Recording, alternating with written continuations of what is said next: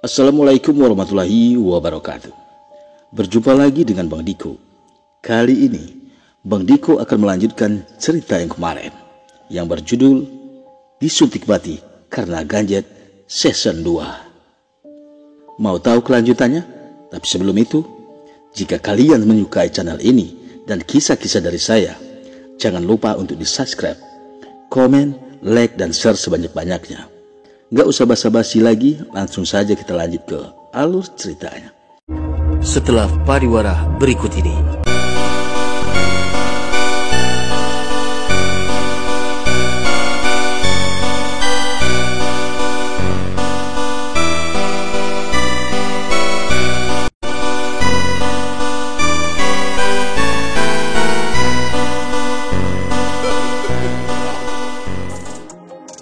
Lara tidak ada yang meminta, duka tidak ada yang berharap. Setiap manusia pasti melakukan kesalahan. Setiap orang pasti punya wacana. Tapi terkadang rencanalah yang tak sesuai rencana. Bismillahirrahmanirrahim. Matahari pagi yang mulai terbit di balik awan tampak sungguh elok. Sinarnya seolah memberi simbol harapan dan keindahan yang selalu bersedia memberikan kebahagiaan dan kehangatan bagi setiap insan yang merasakannya. Langkah demi langkah, kaki yang mulai lelah menelusuri jalan bebatuan terjal. Beberapa puluh menit kemudian, akhirnya kami tiba di puncak Gunung Dempo. Saat tiba di atas puncak Merapi Gunung Dempo, Tina berteriak, "Tuhan, kapan aku bahagia?" Tina meluapkan semua keluh kesah yang selama ini melululantahkan kebahagiaan yang sudah nampak sangat nyata di depan mata.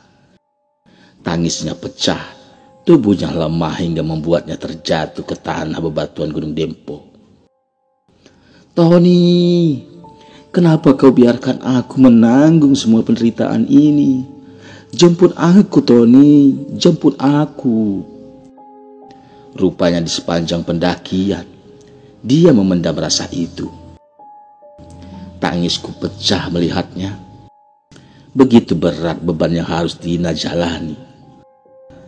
Seberat itukah untuk dia memaknai arti dari sebuah kehidupan demi menggapai sedikit kebahagiaan? "Tina, apa yang ingin kamu lakukan?" Aku mencekal lengan Tina tak kala ia ingin terjun ke dalam kawah Merapi Gunung Dempo. "Biarkan aku, Tio. Biarkan aku pergi menyusul Tony." Tina memberontak, berupaya membebaskan diri dari pegangan tanganku. Tapi aku tak tinggal diam. Tak akan kubiarkan dia melakukan kebodohan itu. Aku terpaksa main tangan, karena dengan cara ini bisa menyadarkan dia.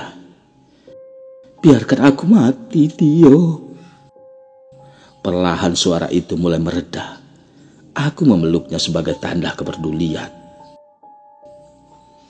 "Aku tahu ini sungguh berat bagimu. Tapi ini bukan cara yang baik untuk keluar dari masalah. Aku sudah tak kuat, Tio. Aku sudah tak kuat." Perlahan tangis itu mulai mereda. Hanya menyiksakan kalimat-kalimat menggerutuk keadaan yang diberi takdir. "Luapkan saja semua beban di dalam dadamu. Tapi jangan kau lakukan itu.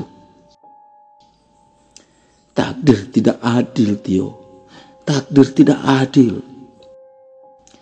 Takdir sudah sangat adil kepadamu, Tina. Hanya saja semua itu butuh proses. Atau bahkan pengorbanan. Kamu beruntung karena masih diberikan kesempatan kedua untuk memperbaiki kualitas dirimu. Perlahan Tina melepaskan diri dari dalam pelukanku. "Tidak, Tio. Kesempatan ini malah membuatku tersiksa." Tina menyeka air matanya, kemudian berjalan selangkah menjauh dariku. "Lihatlah negeri di atas awan di depan sana. Pohon jantigi yang menguning kita lalui. Kawah yang bersih tanpa ada sedikit kabut menghalanginya. Itu semua bagian dari bukti bahwa alam masih sangat ramah padamu." Tina terdiam. Air matanya mulai berhenti, tak kala melihat keindahan negeri di atas awan. Ditambah lagi air kawah yang menghijau.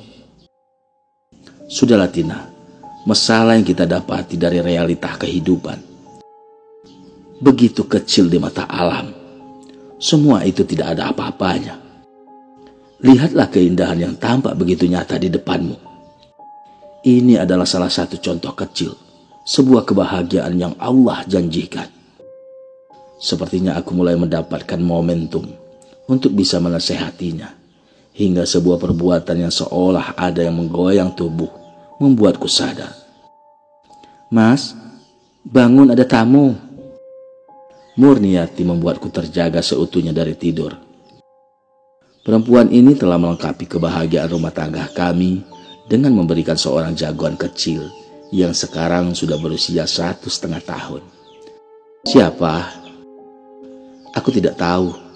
Kata ibu, dia teman mas sekolah dulu.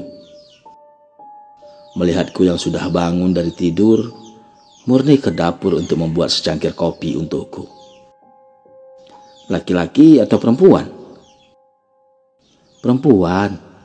Mending daripada banyak tanya, Mas lihat aja ke depan. Saat ini dia sedang mengobrol dengan ibu. Di tahun kedua pernikahan kami, aku mengambil cuti tahunan untuk 15 hari ke depan. Karena jika tidak diambil, perusahaan tempatku bekerja akan menghanguskan jatah cuti itu. Aku mulai beranjak dari tempat tidur menuju kamar mandi untuk sekedar cuci muka. Hawa pegunungan Bukit Sulap pagi ini cukup indah. Tak hayal, rasa malas pun menyergap, tak kala ingin mandi. Seberes cuci muka, aku berjalan ke ruang tamu. Itu Tio, kata ibu yang dijawab gerakan leher dengan memindahkan arah pandangannya ke arahku oleh sang tamu itu. Tina? Tio? Tina menggapaiku. Kemudian ia memelukku diikuti sederaian air mata. Aku pikir itu adalah tangisan haru, karena hampir 5 tahun kami tidak bertemu. Murni yang datang membawakan kopi membuat Tina melepaskan pelukannya. Tina, perkenalkan, ini Murni, istriku. Murni, Tina. Tina dan Murni berjabat tangan sembari menyebutkan nama masing-masing. Kemudian aku menyuruh Murni duduk di sebelahku untuk menghindari kesalahpahaman. Oh ya Tina, di mana Henry? Tanya aku membuka percakapan. Tina tampak ragu menjawabnya. Bum, bum. Sebelum Tina menjawab, aku mengambil Rapa dari pangkuan ibu. Hei tante, perkenalkan, aku Rapa, ujarku sebagai penyambung perkataan untuk Rapa, disertai usapan lembut dari Murni di kepalanya. Hai Rapa, ganteng ya, kayak papahnya. Oh ya Tina, kamu belum menjawab pertanyaanku. Aku ulangi lagi pertanyaan yang belum sempat dijawab olehnya. Dari sorot mata Tina, seolah mengisyaratkan bahwa suasana saat ini membuatnya tak nyaman. Hal itu rupanya dipahami oleh ibu. Sekarang Rapa main sama nenek ya, ujar ibu sembari mengambil Rapa dari pangkuanku. Sekarang tinggal aku, Murni dan Tina. Sepulangnya dari pelatihan pengembangan kurikulum berbasis kompetensi untuk pendidikan dokter dan profesi kesehatan di Palembang, sikap Mas Henry berubah menjadi dingin. Entah apa penyebabnya. Dari penuturan itu, aku mengetahui bahwa hubungan Tina dan suaminya sedang tidak baik-baik saja. Karena rindu dengan Satrio anaknya, Tina terbang seorang diri dari Medan ke kota Lubuk Linggau. Kamu tidak mencoba untuk bertanya kepadanya? Sudah, bahkan berkali-kali. Namun Mas Henry tetap saja diam seperti patung. Aku menghela napas berat. Jangan-jangan Henry sudah mengetahui kisah kelam di pakar alam. Dan bisa jadi hatinya sulit untuk menerima kenyataan itu. Biar nanti aku yang bicara dengannya. Tidak perlu Tio. Aku ingin menenangkan diri dulu di kota ini. Menghabiskan banyak waktu bersama Satrio. Kamu yang sabar. Ini adalah masalah klasik dalam rumah tangga. Bisa terjadi pada siapapun. Tinggal bagaimana cara kita menyikapinya. Aku yakin ada sesuatu yang membuat Hendrik begitu. Beri dia sedikit waktu untuk berdamai dengan hatinya. Tapi sampai kapan, Tio?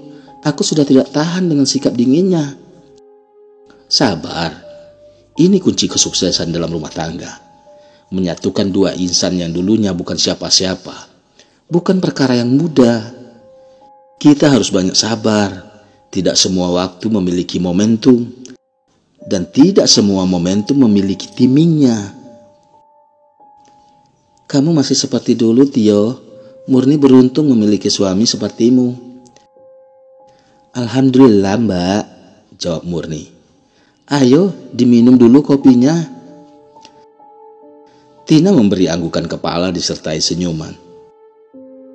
Oh ya, Tio, aku kepikiran untuk melanjutkan petualangan kita yang dulu sempat tertunda. Maksudmu? Mendaki ke puncak Dempo, jika kamu punya waktu. Kamu yakin ingin melakukannya? Bukankah itu semua akan membangkitkan memori tentang Tony? Justru itu, Tio. Aku merindukan Tony. Ekspresi Tina seketika menjadi berat. Ide bagus tuh. Aku boleh ikut kan, Mas? Sambung Murni. Kita pikir dulu nanti ya. Ayolah, Mas. Mumpung lagi cuti.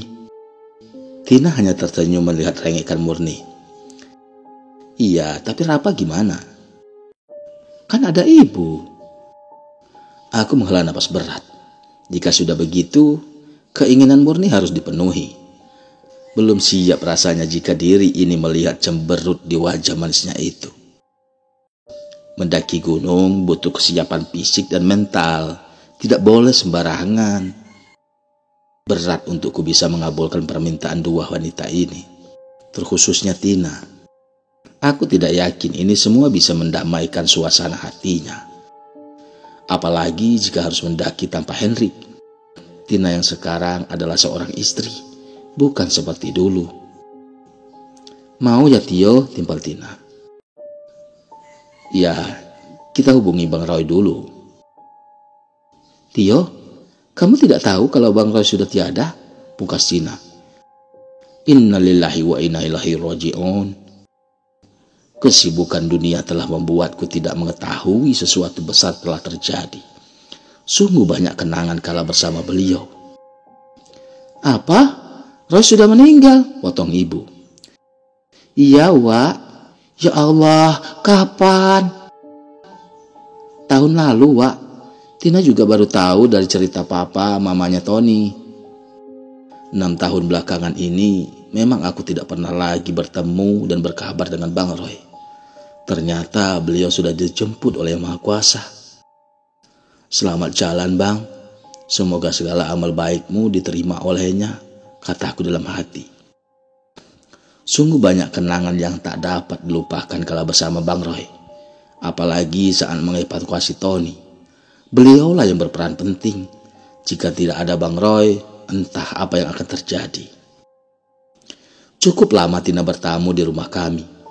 Ini kali ketiganya aku berjumpa dengan Tina. Takdir memang rahasia Tuhan yang tidak bisa ditebak, walau hanya untuk mengira-ngira. Sebenarnya aku tidak ingin terlalu jauh menyelami masalah rumah tangga Tina. Karena yang namanya rumah tangga, tidak baik jika ada campur tangan lain. Tapi Tina memaksaku untuk ikut campur dalam bahterahnya. Mau tidak mau, siapa lagi yang bisa membantunya selain aku? Aku dan Hendrik sebenarnya tidak terlalu akrab. Pertemuan kami yang singkat itu membuatku tidak bisa memahami karakteristiknya. Tapi aku coba untuk berbicara padanya. Barangkali hubungannya dengan Tina masih bisa diperbaiki. Meski aku tahu pasti tidaklah senyaman suasana dulu. Sore ini, sandikala di Bimantara memberikan nuansa yang damai.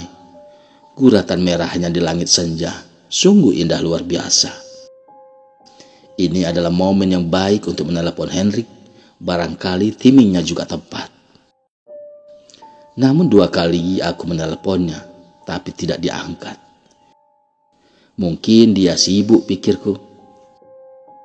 Anak Medan memang mempunyai prinsip dan watak yang keras, tapi mereka memiliki solidaritas dan rasa empati terhadap sesama yang kuat. Alhamdulillah, di percobaan ketiga, Henry mengangkat teleponku. Sampai jumpa lagi di episode berikutnya. Wassalamualaikum warahmatullahi wabarakatuh.